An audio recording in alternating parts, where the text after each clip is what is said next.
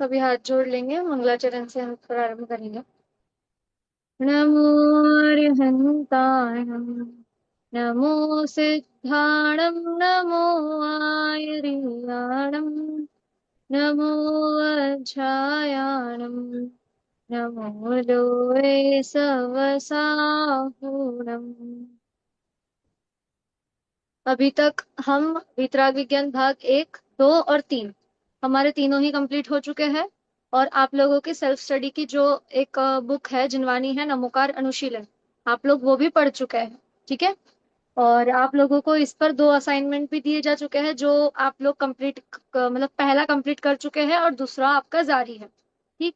अभी एक इस सेमेस्टर में फर्स्ट सेमेस्टर की जो एक और आपकी बुक है वो है शाकाहार। ठीक है।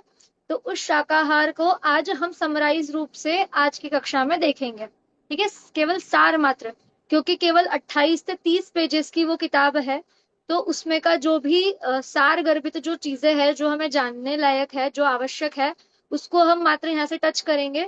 और उसके बाद आप लोगों को वो बुक पढ़नी है। ठीक है। क्योंकि आपको उस पर असाइनमेंट दिया जाएगा। अभी हम लोगों ने जो सेकेंड असाइनमेंट दिया है वो कौन कौन सा है अंकित जी? वितरक विज्ञान भाग 2 और अनुशीलन वाला। ठीक है। नमोकार वाला। अब आज हमारा भाग 3 पिछले सैटरडे कंप्लीट हो चुका है और आज हमारा शाकाहार पूर्ण हो जाएगा। तो आज आप लोगों के लिए थर्ड वाला असाइनमेंट भी असाइन हो जाएगा। ठीक है, कल से। तो थर्ड वाला असाइनमेंट भी अब ध्यान रखना है, वितरक विज्ञान भाग 3 और शाकाहार वाला प्लस। ठीक है। और ये सारे असाइनमेंट्स आपको हाईएस्ट 15 जुलाई तक तो जैसे तैसे कंप्लीट करना ही है, अपलोड करना है मतलब मॉड्यूल पे। या फिर उसके आप पहले कर सके तो जुलाई फर्स्ट वीक या 30 जून तक लिख कर आप कंप्लीट कर सकते हैं। ठीक है। जितना जल्दी हो सके उतना जल्द से जल्द आप मॉड्यूल पे उसे अपलोड करते जाइए। ठीक है। क्योंकि आप डेट्स के अंदर अपलोड करेंगे तो आपको फुल मार्क्स मिलेंगे, 30 आउट ऑफ 30। और अगर आप लेट करते, एक दिन लेट होता है तो आपके मार्क्स 28 हो जाता है ना। 2 मार्क्स हमारे हम हाथों से गवा बैठते हैं। तो इसलिए वो ना हो, इसलिए डेट्स जो दी है, आपकी ड्यू डेट है उसके अंदर आप उसको सबमिट कीजिए और फुल मार्क्स आप ले लीजिए। ठीक है। और किसी को कुछ अभी पहले तो असाइनमेंट्स में कुछ दिक्कत आ रही है किसी को कि कैसे लिखना है, समझ में नहीं आ रहा है, या कुछ भी टेक्निकल इशू आ रहा हो तो पूछ सकते हैं। अभी वीतराग विज्ञान 2 का असाइनमेंट सबमिट करना है ना, तो उसमें नमोकार मंत्र की भी समरी लिखनी है। हाँ, मतलब आपको कैसा, अभी हम लोग कैसा सिर्फ वितरक विज्ञान भाग 1 का करके डाला था। तो अभी हाँ। वितरक विज्ञान भाग 2 प्लस नमोकार अनुशीलन, है ना। दोनों ओके। बुकों का एक साथ ही आपको अपलोड करना है। अब उसमें ओके। आप कहोगे कि बहुत ज्यादा हो जाएगा मैटर, तो कैसे अपलोड होगा ये सब चीजें। तो देखिए, आपको मैं एक थोड़ा और शॉर्टकट बताऊं कि अगर हम ज्यादा नहीं लिख पा रहे हैं या फिर हमारा मतलब वर्क और लोड ज्यादा है ऑलरेडी, तो हम कैसे करें? तो हम उसको पॉइंट वाइज भी कर सकते हैं कि उस चैप्टर्स में से कौन से मेन पॉइंट्स है ना, जो हमने समझे हैं या जो समझने वाले हैं, तो वो पॉइंट्स आप नोट डाउन कर लीजिए, वो भी एज अ समरी काउंट होगा। ठीक है। तो आपका काम कम हो जाएगा, हमें उसे ब्रीफ में ना लिखते हुए आप उसे शॉर्ट में नोट्स वाइज लिखते कंप्लीट कर सकते हैं। ठीक है। अंशु जी, कोई दिक्कत? अब इसमें वो ग्रुप पे आशीष जी ने एक वो टेस्ट पेपर भी भेजा था, तो हाँ। वो अ, कब होगा? और उसमें केवल ये fill in the blank true false है कि और भी कुछ होगा? नहीं, देखिए, आपको टाइम टेबल मैंने जो मैसेज किया है, जुलाई वाला टाइम टेबल, 3 पेपर्स का टाइम टेबल आपको लोगों के पास में आया हुआ है। ठीक है। 3 डेट्स है कुछ उसकी, जुलाई मंथ की। तो उसमें क्या है, वो जो 3 पेपर होने वाले हैं ना, जो डेट्स दी गई है आप लोगों को जुलाई वाली, उसका पैटर्न क्या होगा, तो उस पैटर्न के लिए वो पीडीएफ डाला हुआ है। ठीक है। ओके। कि ओके। वो पीडीएफ में कैसे है, फर्स्ट जो अपने चूज द करेक्ट ऑप्शन है, कुछ हम्म। फिलअप्स है, और फिर एक थर्ड क्वेश्चन 1 वर्ड वाला है, ऐसा कुछ है। ठीक है। अच्छा। तो वह, और आपकी ये ओपन बुक टेस्ट रहने वाली है, इसलिए टेंशन नहीं है, घबराने वाली बात नहीं है। पर ओपन बुक है इसलिए इजी है ऐसा भी नहीं है, कम से कम हमें लाइन देखकर पता चलना चाहिए कि किस पार्ट का है, कौन सा या टॉपिक? कहाँ का है, तब हम उसे भी जल्दी से कर पाएंगे। ठीक है।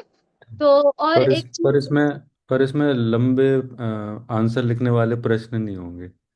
नहीं ज्यादा वैसा नहीं दिया है आप लोगों को, ताकि हम लोग इजीली कर पाए। ठीक है। ओके। और एक चीज जो थोड़ा टफ रहेगा, चूज द करेक्ट ऑप्शन हम समझते हैं कि बहुत ही आसान होता है, बहुत ही इजी होता है। पर उतने आसान नहीं, वो थोड़े ट्रिकी है, मतलब आसान पर ट्रिकी। ठीक है, कि आपको थोड़ा उस पर सोचना पड़ेगा। कहीं कहीं आपको दो ऑप्शन तीन ऑप्शन सेम दिखेंगे थोड़े, कि ये भी हो सकता है, ये भी हो सकता है, ये भी हो सकता है। तो ऐसा हमें सोच समझकर सही आंसर टिक करना है। और इसमें आप लोगों को एक और बताया है कि सही आंसर तीन भी हो सकते हैं। ठीक है, अब जैसे एक क्वेश्चन आया बाई चांस, आप मान लीजिए पांच अभक्षों के नाम बताइए। ठीक है, पांच, इनमें से पांच अभक्ष्य कौन कौन से है या कौन सा है। अब तीन तो पांच अभक्ष्य दे दिए और एक अलग कोई दे दिया। ठीक है, तो उन तीनों को आपको टिक करना है और एक को क्रॉस करना है। मतलब चार ऑप्शंस को, चारों को टिक या रॉन्ग में आपको डिवाइड करना है। उसमें से एक सही एक गलत दो सही, मतलब वो रेशियो कुछ भी हो सकता है। तो उस हिसाब से आपको वो चूज द करेक्ट ऑप्शन वाला पार्ट सही से करना है। ठीक है, वैभव जी ठीक। समझा? हाँ, ठीक है। चलिए, आज अब जो हमारा शाकाहार वाला है उसको हम शुरू करते हैं। देखिए, शाकाहार मतलब सभी को पता है, आज सभी जानते हैं वेजिटेरियन। ठीक है, हम बोलते हैं हम क्या, हम जैन हैं, हम क्या है, वेजिटेरियन है, शाकाहारी है। ठीक है, तो हम लोग क्या करते हैं, जैसे वेज नॉन वेज भी अगर होटल होता है तो जहां नॉन वेज होता है वहां हम खाने भी नहीं जाते। तो क्यों नहीं जाते, हम अपने आप को शाकाहारी कहते हैं, तो वास्तव में शाकाहार क्या होता है, हमने कभी उस चीज को सोचा है क्या? अब देखिए, यहाँ पर जो ये हमें जिनवानी है पुस्तक है, उसके लिए भी यहाँ पे भी पाठों में विभक्त हुई है, ये 28 पेजों में है, फिर भी पाठ में डिवाइड किया गया है। तो सबसे पहले हम इसका, ये स्टार्ट क्यों हुआ, मतलब शाकाहार की ये जिनवानी लिखने की मतलब क्यों लिखना पड़ी, क्या ऐसी आपदा आ गई? क्योंकि हम सबको तो पता है ना शाकाहार मतलब क्या होता है, तो फिर ये अलग से हमें बताने की जरूरत क्या पड़ी शाकाहार, और बाकी सब लोग भी जानते ही हैं आसानी से कि शाकाहार क्या होता है। तो फिर इसको लिखने की क्या जरूरत पड़ी? तो देखिए, शाकाहार श्रावकर वर्ष दिगंबर समाज की संस्थाओं और अखिल भारतीय जैन युवा फेडरेशन ने 1991 महावीर जयंती के लिए, महावीर जयंती के दिन पर ये शुरू हुआ था। ठीक है, इसका स्टैब्लिश कब हुआ था, तो 1991 में, महावीर जयंती के दिन।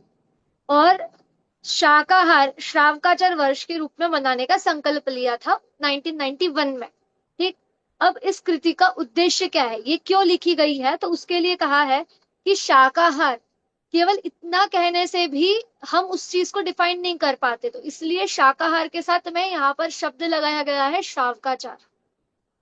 ठीक है, शाकाहार के साथ में हमें मूलतः क्या जोड़ना है, श्रावकाचार जोड़ना है। आखिर अब प्रश्न है हमारा आगे कि शाकाहार के साथ में श्रावकाचार जोड़ने की आवश्यकता क्यों पड़ी?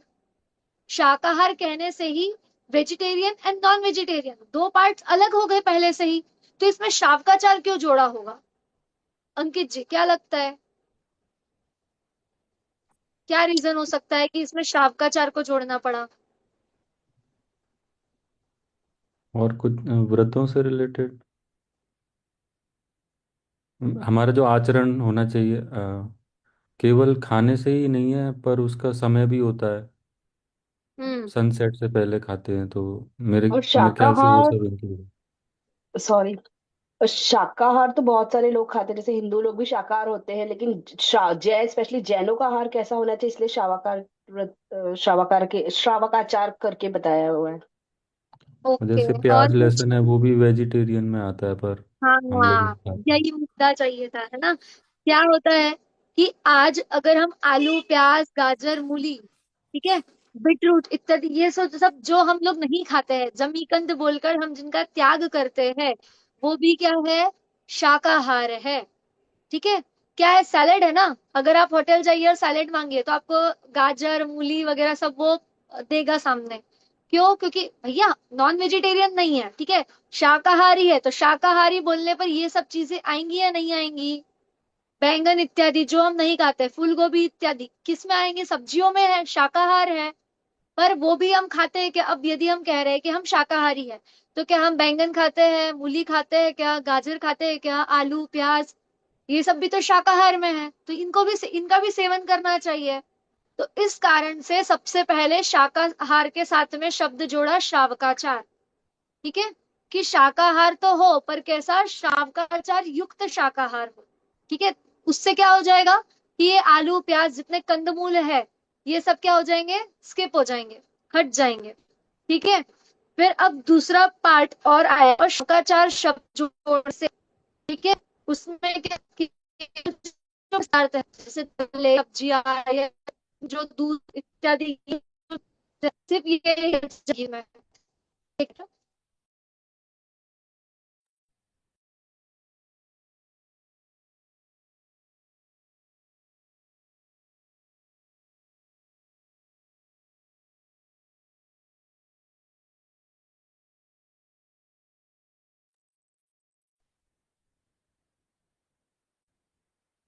शकाचार जोड़ने से क्या हो जाएगा कि जो पदार्थ है, जैसे दाल, अनाज, फल इत्यादि, ये सब उसमें वित होंगे। और जो आलू, प्याज, बैंगन इत्यादि, ये सब क्या हो जाएंगे, हमारे स्किप हो जाएंगे उसमें से। ठीक है। और अब दूसरी चीज और क्या होगी कि मदिरा इत्यादि अन्य वस्तु भी क्या जाए, इससे निषेध हो जाएगा। ठीक है। केवल शाकाहार शब्द से मांसाहार का निषेध तो होता है, लेकिन मदिरापान या अन्य नशीले पदार्थों का निषेध स्पष्ट नहीं होता शाकाहार कहने से। ठीक है। तो उसमें हम करेंगे श्रावकाचार ऐड। तो श्रावकाचार के अंतर्गत मद्य, मांस, मधु, हमने पढ़ा था ना श्रावक के अष्टमूल गुण। उसमें सबसे पहले देखा था कि 3 मकार कौन कौन से थे, मद्य, मांस और मधु। इनका त्याग श्रावक को आवश्यक है। तो श्रावकाचार कहने से इन तीनों का भी त्याग हो जाएगा। अर्थात जो अभी आ रहा था कि शाकाहार कहने से मदिरा पान का क्लियर नहीं हो पा रहा था चीज, कि भाई शाकाहार बोला है ना, तो चलो ठीक है, हम पी तो सकते हैं, ऐसे तर्क देने वाले भी होते हैं। तो नहीं, श्रावकाचार कह रहे हैं तो श्रावक के उचित आचार में मद्य, मांस, मधु का त्याग कहा गया है, तो उस मदिरा का भी त्याग वहां पर होना आवश्यक है। फिर अब आगे क्या कहते हैं कि मूल जैन नियमों का समावेश, है ना, श्रावकाचार से मूल जो जैन नियम है उनका भी समावेश उसमें गर्भित हो जाता है। जैसे कैसे कि जो 5 पाप है, इनका त्याग। ठीक है। इनका त्याग श्रावकाचार में कहा गया है। आप लोगों को याद है अपन ने 12 श्रावक के व्रत पढ़े थे, पंचम गुणस्थानवर्ती श्रावक के 12 व्रत पढ़े थे। उसमें पहले हमने क्या पढ़े थे, अनुव्रत पढ़े थे। तो उसमें क्या था, पांचों ही पापों का एक देश त्याग। ठीक है। तो श्रावक के जो भी अभी तक हम लोगों ने पढ़ा हुआ है गुण, और जो भी व्रत पढ़े हुए हैं, उन्हीं को हमें यहाँ पर अप्लाई करते हुए चलना है श्रावकाचार के लिए। तो अब क्या कह रहे हैं कि क्या नियम होता है, 5 पापों का नाश, 5 पापों को त्याग तो समझ में आ गए, और 3 ऐसे कौन से रूल है जो जैनों के होते हैं, जो सबको याद होने चाहिए और हम करते भी है। रात्रि भोजन त्याग, देवदर्शन। पानी छान के पीना। 2 हुए, एक और। रात्रि भोजन त्याग, पानी छान के पीना। तीसरा देवदर्शन होता। हाँ, है ना, देव दर्शन। ये 3 चीजें हम कहते हैं ना कि क्या, रात्रि भोजन त्याग, छान कर पानी पीना, और रोज दर्शन करना, नित्य दर्शन। ये 3 कर्तव्य है जैन के। अगर हम अपने आप को जैन कह रहे हैं तो ये तीनों ही हमारे मूल कर्तव्य होने चाहिए, बेसिक नीड्स, है ना। जैसे हम घर, मकान, पैसा बोलते हैं ना, तो वैसे ये हमारे 3 है कि रोज दर्शन करना, पानी छान कर पीना, और रात्रि भोजन करना कि नहीं करना, वैभव जी। हम्म। त्याग कर। नहीं करना, है ना। तो ये 3 चीजें। ठीक है। उसके बाद में फिर आता है, अब हम हिंसा की बात करें तो कैसे, तो हमने 5 त्रस जीव का घात और स्थावर जीवों का घात, हमने इस चीज को भी पढ़ा है। याद आ रहा है कहाँ पढ़ा है ऐसा कुछ। बाल बोध में। और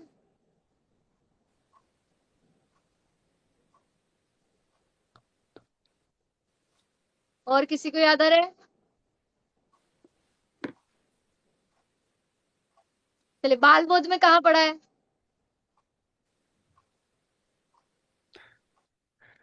याद नहीं। 5 भेद होते हैं, 5 भेदों में से 2 भेदों के नाम है स्टार्टिंग के। चलो अब मैंने इतनी हिंट कर दी। हिंसा, हाँ। नहीं, हिंसा, झूठ, चोरी। सदाचार वाला ही पाठ है।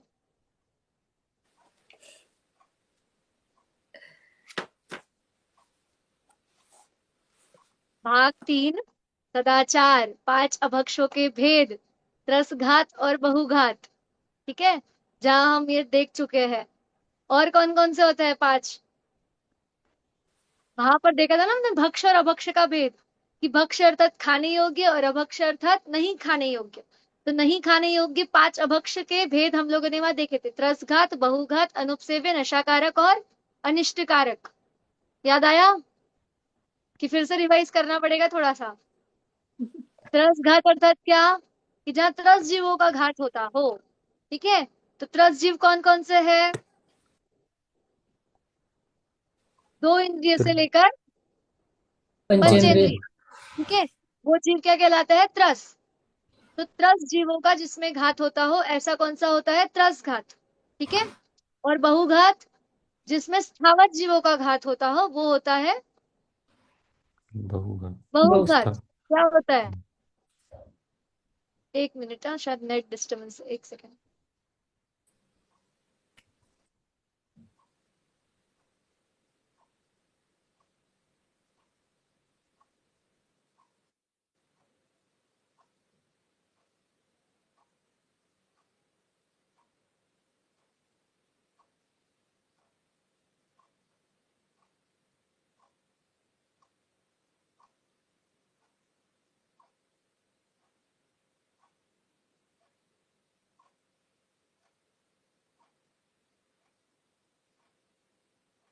हाँ, याद आया किसी को आगे का?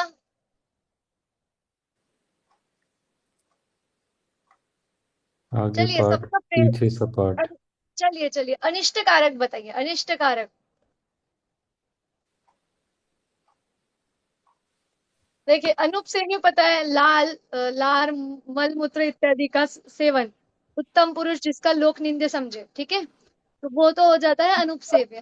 निष्ठा कारक पता ही है कि शराब, गांजा, अफीम इत्यादि का सेवन नहीं करना। ठीक है, अनिष्ट कारक क्या होता है?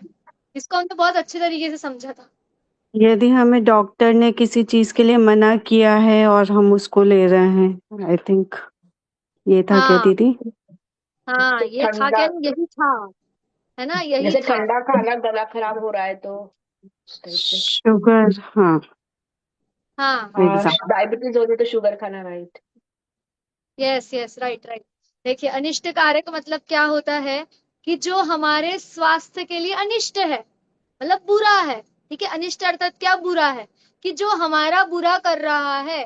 ठीक है, कुछ भी चीज अगर ठंडी है और हम एसी लगाए तो क्या होगा? स्वास्थ्य खराब होगा। तो वो एसी, वो क्या है? अभी हमारे लिए अनिष्ट कारक है। जैसे शुगर का पेशेंट है, एग्जाम्पल दिया था, शुगर का पेशेंट है तो उसके लिए शक्कर भी क्या कहलाएगी? अनिष्ट कारक कहलाएगी। अगर किसी को बुखार है तो उसके लिए तला हुआ खाना अनिष्ट कारक कहलाएगा। वो अभक्ष है क्या तला हुआ खाना? तो नहीं, वो भक्ष है। परंतु अभी उसके सेहत के लिए, उसके स्वास्थ्य के लिए, वो उसके लिए कैसा है? अनिष्ट है। इसलिए वो अनिष्ट कारक कहलाता है। और हमें क्या होता है? उल्टा, जब बुखार आता है तभी तली हुई चीज खाने की इच्छा होती है, कि हम थोड़ा सा खा ले, कुछ चटपटा खा ले, है ना? तो यही चीजें है। तो इस कारण से हमें उससे बचना चाहिए। तो यही सब चीजें बताती है कि शाकाहार तो है, परंतु उसके साथ हमें पालन किसका करना चाहिए? श्रावकाचार का पालन करना चाहिए। और श्रावकाचार के पालन में ही वो 5 पापों का त्याग भी आता है, उसके एक देश का त्याग भी आता है। अब एक और पॉइंट वहां पर लिया है कि वैज्ञानिकता और प्राकृतिक अनुकूलता। ठीक है, इसके बेस पर भी शाकाहार को बताया हुआ है। जैसे जो मनुष्य के दांत और आते जो होती है, वो भी जो शाकाहारी पशु होते हैं ना, उनके समान ही मनुष्यों की भी आंत और दांत इत्यादि की रचनाएं होती है। ठीक है, जैसे जो आप लोगों ने देखा है, शाकाहारी जो मूल शाकाहारी प्राणी होते हैं, जो नॉनवेज बिल्कुल नहीं खाते, आप लोग यदि देखें तो वो भी रात को कुछ भी नहीं खाएंगे इधर उधर से। शाम के टाइम तक ही खाते हुए आप लोगों को वो इधर उधर दिखेंगे, और फिर रात को वो भी एक जगह बैठ जाते हैं। ठीक है, तो वैसे ही जो हमारे लिए भी है, मनुष्य के लिए भी कहा गया है कि दिन में ही भोजन करना चाहिए। जो हम टाइम, हम लोग जैन हैं तो हम क्यों शाम को मतलब सूर्यास्त के पहले खा लेते हैं? क्योंकि सूर्योदय के सूर्यास्त के बाद में क्या होता है? जीवों की उत्पत्ति बढ़ जाती है ना? और क्या होता है, गृद्धता आती है फिर खाने से, मतलब उस खाने के प्रति गृद्धता होगी तभी आप उसके प्रति आपको राग होगा। ठीक है, उस चीज से बचने के लिए भी हम क्या करते हैं, सूर्यास्त के पूर्व भोजन करते हैं उजाले में। क्यों? क्योंकि उस टाइम पे भी ऐसा है क्या कि जीवों की उत्पत्ति नहीं हो रही है, हो रही है, परंतु प्रमाण से देखा जाए तो उस समय पर कम है। ठीक है, तो इस तरह से देखेंगे तो ए जो अपने दांत और आंतों के हिसाब से कहा गया है, तो उसके लिए भी सूर्यास्त के पहला समय श्रेष्ठ कहा गया है, योग्य माना जाता है शरीर के लिए। चलिए, अब आगे एक और आता है आजकल कि अंडा मांसाहार है या शाकाहार है। ठीक है, अंडे को क्या करते हैं आजकल, प्रोटीन्स और फाइबर्स और दूध का कंपेयर करते हैं, फाइबर्स और इन सब के लिए दूध के साथ सिमिलर मानता है कि आप अंडा खाओ या दूध पियो, बात एक ही है ना। तो आखिर ये किस हद तक सही है, आप लोगों को क्या लगता है? वैभव जी। सही तो नहीं है। क्यों नहीं है?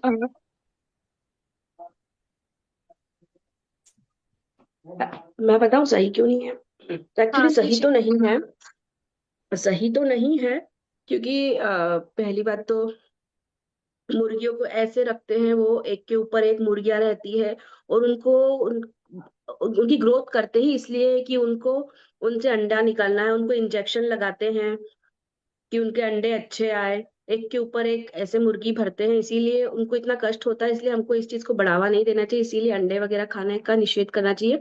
बट आजकल आजकल एक्चुअली मैं यूएस में रहती हूँ, और जब भी मैं ऑफिस में कभी बोलती हूँ कि मैं एग नहीं खाती हूँ, तो लोग बोलते हैं फिर तुम दूध क्यों पीती हो, क्योंकि दूध हम्म। में गायों को भी इंजेक्शन देते हैं, तो सेम चीज ही है, तो तुमको दूध भी नहीं पीना चाहिए। आजकल ये सही बात लोग है। बोलते हैं। हम्म। हम्म। ओम जी, आपको क्या लगता है? अ, मतलब जितना मुझे पता है कि वो मतलब एग्स में भी लाइक वो जीव होता है, तो इसकी वजह से अ, वो मांसाहार है। सो हम्म। सिद्धेश जी, एक्चुअली ये, आपको क्या लगता है? अच्छा सॉरी,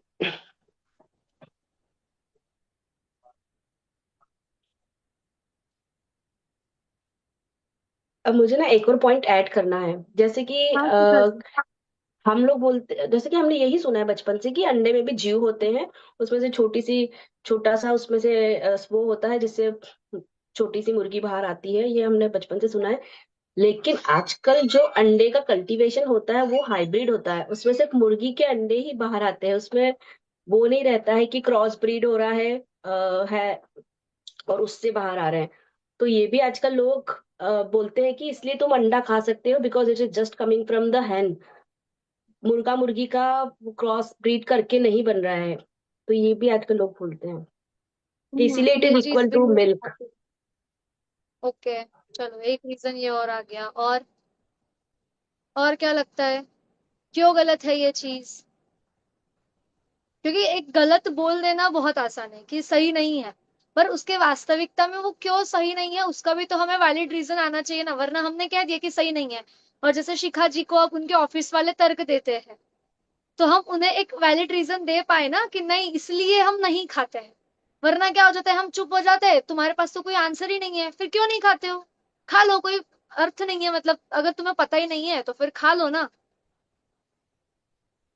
तो ये चीज सोचने वाली है कि हम आखिर दूध क्यों बोलते हैं, कि दूध क्यों पी, मतलब दूध हम क्यों पीते हैं और अंडा क्यों नहीं खाते, या अंडा जो है उसे हम शाकाहार क्यों नहीं कंसिडर करते, बल्कि आज पूरी दुनिया अंडे को शाकाहार मान के प्रोटीन फाइबर के रूप में खा रही है। यहाँ तक कि जो शाकाहारी है, प्रॉपर जो मूल शाकाहारी है, वो भी अंडा खाने लग गए हैं इसी रीजन से कि वो शाकाहारी है, उसको शाकाहार मानकर उसको मील में ये कर लिया है, ऐड कर लिया गया है। वो तो अंडे में से सोचिए। वो हैचिंग हो तो वो बच्चा निकलता है, तो मेन रीज़न तो वो था। पर जो शिखा जी ने बोला कि हाँ मुर्गियों को बहुत ही खराब अवस्था में रखा जाता है, तो वो भी एक इंक्लूडेड है। तो इसलिए अब मतलब मैं तो दूध भी थोड़ा थोड़ा छोड़ने की कोशिश कर रहा हूँ, क्योंकि वहाँ पे भी फैक्ट्री प्रोडक्शन है, गायों को कैसे रखते हैं, वो भी तो सोया मिल्क की तरफ मैं मूव कर रहा हूँ। पर हाँ, एकदम ऐसे छोड़ नहीं सकते।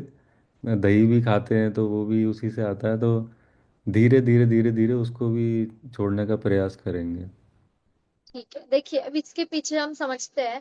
जैसे गाय दूध, दूध कहाँ से आता है? गाय भैंस इत्यादि, बकरी इत्यादि, उन सब से, ठीक है, जो दूध निकलता है। तो दूध निकालने में वो जो पशु है उन लोगों को कोई हानि नहीं होती, सबसे पहली बात, ठीक है। यदि हम दूध नहीं निकालते हैं उनसे तो फिर उन्हें उल्टा तकलीफ होती है, ऐसा कहा जाता है, ठीक है। तो उनका दूध निकालने से, दूध का हमको सेवन करने से, पहला तो ये चीज है कि पशुओं को हानि नहीं हो रही है, ठीक है, पहला हमारा ये। अब इसी में हम अंडे को देखें तो उस मुर्गी को भी तकलीफ दी जाती है, ठीक है। वहां पर उनको भी परेशान हो, मतलब परेशानी होती है, इंजेक्ट वगैरह करते हैं ताकि वो ज्यादा प्रोडक्शन में उनके पास में आए। और दूसरी चीज फिर ये भी है कि उसमें भी जीव माना ही जाता है, आखिर वो उसी के शरीर का पार्ट है, ठीक है। जब वो अंडा है तो उसमें भी जीव है, ऐसा कहा जाता है। अब आजकल वहां पे ये भी तर्क देते हैं कि वो जीव वाला अंडा अलग होता है और ये नॉर्मल अलग कुछ एक चीज बन रही है। परंतु कहीं भी ऐसा भी करो, वो है तो उसका शरीर ही ना जो आ रहा है अंडे के रूप में। तो वो चीज क्या कहा जाएगी? वो मांसाहार ही कहा जाएगा, ठीक है। दूध जो है वो अलग चीज है, मतलब बॉडी से सेपरेट होने वाली चीज है। परंतु अंडा क्या है? वो शरीर रूप ही है उस मुर्गी का, ठीक है। तो उसके लिए तो दीदी, जो इसके अंडा लिए भी है, मैं, जैसे हमारे भी तर्क वितर्क होता है, जो अंडा पोटेंट है या इम्पोर्टेंट है, तो अब इसमें भी मैं वो कहता हूँ कि अब मेरे को कैसे पता चलेगा कि कौन सा अंडा पोटेंट है कौन सा नहीं है। तो हाँ अब वो इस भी चीज़ एक की चीज मैं है। इन्वेस्टिगेशन थोड़ा ना करने बैठूंगा, तो इसलिए छोड़ना ही बेटर है। हाँ यही बात है। और क्या है कि जैसे मुर्गियां है, इनको तो इंजेक्ट करके आदि इत्यादि से वो अंडे की उपज होती है। परंतु गाय इत्यादियों को क्या, उनका जो पौष्टिक खाना है, जो भी घास फूस इत्यादि जो भी चीजें हैं, वो देकर ही उनसे वो दूध का लिया जाता है, ठीक है। तो एक तो रीजन यही है हमारे पास मेन, कि हम जो दूध ले रहे हैं उससे ना सामने वाले को, मतलब जो पशु है गाय भैंस इत्यादि, ना उनको कुछ हानि हो रही है ना कुछ, उल्टा हम ना ले उस चीज को तो उन्हें हानि होगी, ठीक है। उनके बॉडी के लिए वो इफेक्टफुल होता है, हार्मफुल होता है।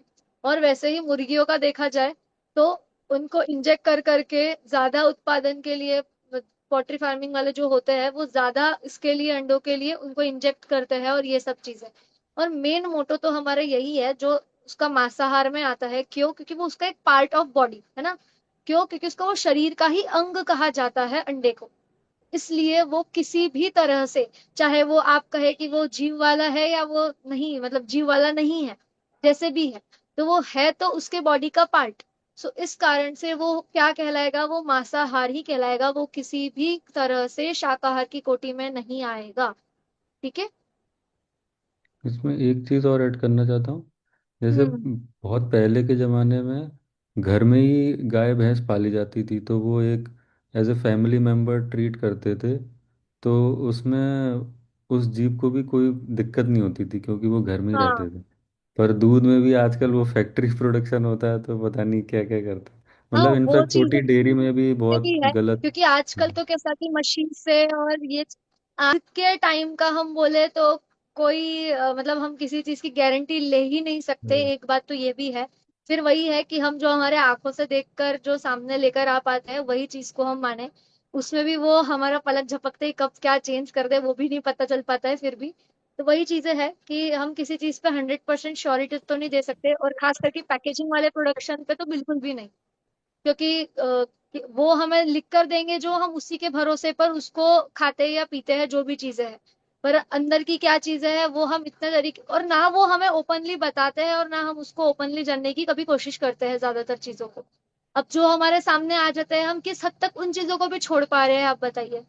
चॉकलेट्स, बिस्किट्स इत्यादि जितने हमारे मार्केटिंग पैकेजिंग वाले फूड्स हैं, हम कितना भी कोशिश कर ले तो भी आज कुछ प्रमाण में हम लोग वो सब चीजों का सेवन करते ही हैं, कहीं ना कहीं किसी ना किसी प्रकार से। तो यही चीजें हैं कि हम धीरे धीरे उस चीज को, अब यदि कहा जाए तो अब बीमार है तो दवाइयां हम खा ही रहे हैं, वो जिलेटिन होता है ना, कॉस्मेटिक्स, कैप्सूल। हाँ वही, कैप्सूल। कॉस्मेटिक्स हम यूज कर ही रहे हैं, जो आप कफ सिरप या फिर वो सब पियेंगे उसमें कुछ ना कुछ मात्रा में अल्कोहल प्रेजेंट है ही है। अल्कोहल होगा। बहुत सारी चीजों में हम देखा जाए तो कहीं ना कहीं हम किसी ना किसी चीज का सेवन कर ही रहे हैं। पर उस चीज से कैसे बचा जाए तो उसका उपाय हम देख सकते हैं, कुछ कर सकते हैं, है ना। ना हम आजीवन के लिए ना छोड़े पर कुछ टाइम के लिए करके देखें, ठीक है। तो हम थोड़ा टप्पे टप मतलब कहा जाता है ना कि आप पूरा नियम भी लेने के लिए तो कहा जाता है लाइफ टाइम का आप ले लो। पर यदि आपका भी कार्य क्षेत्र वैसा है तो आप धीरे धीरे कर कर छोड़िए। 7 दिन, 15 दिन, 1 महीना धीरे धीरे बढ़ाते चलिए। अगर आपसे हो रहा है कंटिन्यूटी में तो उस चीज को आप बढ़ाते चलिए, ठीक है। जैसे अभी आपने ये कहा कि आप दूध छोड़ने का वहां पे फैक्ट्री का है तो आप थोड़ा कम कर रहे हैं। तो हम डायरेक्ट नहीं छोड़ पाते ना, कम कम करके हम उस चीज को फिर आदत हो जाती है तो फिर छूट जाता है, वो अपने आप छूट जाता है, फिर उसे छोड़ना नहीं पड़ता, है ना। हाँ जी अंकित जी। एक चीज़ और, जैसे वो चीज़ होता है तो उसका भी मैंने इन्वेस्टिगेशन करा था। तो जैसे इंडिया में तो अमूल चीज़ है तो उस पर ग्रीन डॉट और ये रहता है, तो हम उसमें बोल सकते हैं कि वेजिटेरियन है। पर जैसे जो प्रॉपर रेसिपी होती है चीज़ बनाने की, वो भी नॉन वेजिटेरियन रेसिपी होती है। तो जो दूध होता है उसमें एक एंजाइम डालना पड़ता है, जो कि एंजाइम जो है वो गाय के पेट से निकाल के तब उसको वो चीज़ बनता है। तो हमने चीज़ भी छोड़ रखा है बाहर का। तो हाँ तो यही वेजिटेरियन चीज है, चीज़ आप अलग देखिए आता ना, है, अगर प्लांट बेस्ड। जितने बेकरी आइटम्स इत्यादि भी है, ठीक है, केक्स वगैरह ये वो सब चीजें, यदि हम हम्म। ऑर्डर दे रहे हैं या कुछ कर रहे हैं तो उसमें भी वो लोग क्या मिक्स कर रहे हैं। हम लोग एक उनके बोलने पे कि नॉन एग है, उतने बोलने मात्र के विश्वास से हम लोग उसको देख रहे हैं या उस ग्रीन सिंबल से हम प्रेजेंट कर रहे हैं। पर आज कितनी ही चीजें ग्रीन सिंबल की भी ऐसी है ना कि जिनमें हम देख रहे हैं कि हमें उस चीज का पता है कि उसमें कुछ ना कुछ मिक्सचर होता है ना। जैसे अब चॉकलेट्स वगैरह, किस पर रेड सिंबल है सामने, सब पर ग्रीन सिंबल है। आखिर में और हम रेड बच्चों को बोलते हैं ना 5 स्टार मत खाइए, ये मत खाइए, डेयरी मिल्क के प्रोडक्ट्स है वो मत खाइए। तो क्यों, उसका तो ग्रीन सिंबल है। अगर green symbol, red symbol, blue symbol, इन सब से हम अगर करने लग जाए तो शाकाहार शाकाहार रह जाएगा। जैसे आलू प्याज इत्यादि भी खराब शाकाहार होता में है। आते हैं। अच्छा नहीं पर हम रहेगा। यहाँ बात कर रहे हैं शाकाहार के साथ में श्रावकाचार शराब। की। तो श्रावकाचार के लिए तो ये सब चीजें पहले ही फिर हट जाएंगी, जो पैकेट फूड है वो पहले ही साइड हो जाएगा, ठीक है। तो इसलिए क्योंकि फिर वहां तो पूरी शुद्ध सात्विक चीजों को ही ग्रहण करने का कहा जाएगा, ठीक है। यहाँ तक हाँ, कि जो वो रेड फूड में कलर जो भी कलर्स। हाँ, वो रेड अंशु जी कलर भी बोलिए। आता है हाँ ना, किसी कीड़े को मार के आता है ना रेड कलर। हाँ। जितनी हाँ भी रेड कर चीजें हैं, हाँ मतलब मैं भी कोई रेड चीज नहीं खाना चाहती। अब जो भी रेड कलर की हो ना वो मैं नहीं खाना चाहती, ऐसा है। और हाँ, ये जो फूड कलर्स और होते हैं जितने भी पैकेट पे लिखे होते हैं, INS नंबर्स होते हैं, नंबर्स, ये भी इनका भी सोर्स गड़बड़ी होता है। हाँ वही, आप लोगों को पता हो तो सर्वोदय अहिंसा करके एक चलता है, जिन्होंने पूरी एक हमारी जो मार्केट पैकेजिंग वाले फूड्स आते हैं उनके नंबर्स निकाले हुए हैं, ठीक है। तो पूरी एक लिस्ट है हम लोगों के पास में नंबर्स की, कि किस पैकेजिंग पे कौन सा नंबर होता है, मतलब कौन से खाने योग्य है वो नंबर्स का भी लिस्ट है और जो नहीं खाने योग्य है उनका भी लिस्ट है। तो आप जरूर अगर नेट पे सर्च कर सकते हैं तो करिए। अगर मुझे भी मेरे पास वो लिस्ट मिलती है तो मैं ग्रुप पे जरूर शेयर करूंगी उस चीज को, क्योंकि मुझे ध्यान आ रहा है कि वो है एक सर्वोदय अहिंसा के से नहीं हुआ नंबर्स का, जो हम देखते ही नहीं है। हम लोग क्या पैकेजिंग पे बस क्या देखते हैं, एक्सपायरी डेट वगैरह चेक कर लिया, सिंबल चेक कर लिया, ठीक है, हम ले आते हैं। पर वो नंबर भी जो होता है वो भी चेक करने के इससे होता है कि वो खाने योग्य है या नहीं है। क्योंकि नंबर्स में मोस्टली ये होता है कि सही इंफॉर्मेशन, मतलब एक 80% 92 मतलब परसेंट हम विश्वास कर सकते हैं, ठीक है। फिर भी उसमें मैं 10% छोड़ रही हूँ, क्योंकि उसका भरोसा तो मुझे भी नहीं है, इसलिए बाकी हम फिर भी देख सकते हैं उन चीजों को, ठीक है। फिर भी एक बात तो यही है कि घर पे बना हुआ खाए, सात्विक भोजन करे, ठीक है। तो वही शाकाचार में मूल है। चलिए, और किसी को कुछ इसमें बोलना हो। हाँ, मुझे याद आता है कि जितने लाइक विद्वान पंडित जी वगैरह यहाँ पर आते हैं ना, वो दूध का त्याग कर कर ही आते हैं। वो यहाँ का दूध हम्म। ग्रहण नहीं करते। वो बिल्कुल। संजीव गोधा जी जब भी आते थे ना तो उनका मुझे पता है कि वो दूध तो नहीं लेते थे वो यहाँ पर। ये मुझे पता है। वो जगह आप मतलब वहां पे भी यही चीज होगी, पैकेजिंग का ही, दूध वगैरह ये सब चीजें, वो मर्यादा वाला वो चीजें तो वहां पे शायद पॉसिबल नहीं होती होगी, है ना? या और यहाँ पे तो ठंड में तो 3:30-4 बजे रात हो जाती है। हाँ वो भी है।